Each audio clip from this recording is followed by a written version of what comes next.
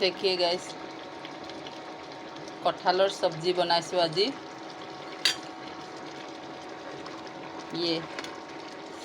ये कटहलर सब्जी बनाइছোঁ এইখিনি খাবলৈ বহুত ভাল লাগে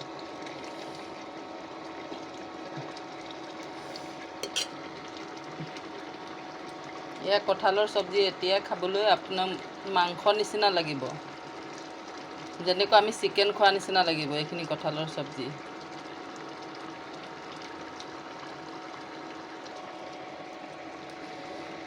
23 মিনিট আছে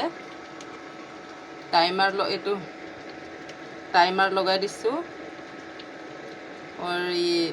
सब्जी बनाই আছোঁ সেইকাৰণে ইয়াত দিছোঁ আৰু 23 মিনিট আছে 1800 হেৰিত বনাই আছোঁ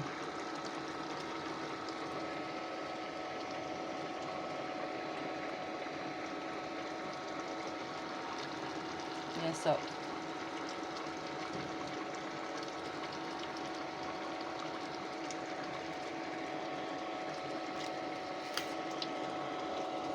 ইয়াতে বঢ়াবও পাৰে এটো বঢ়াই দিছোঁ 2000ত আৰু কম কৰিবও পাৰে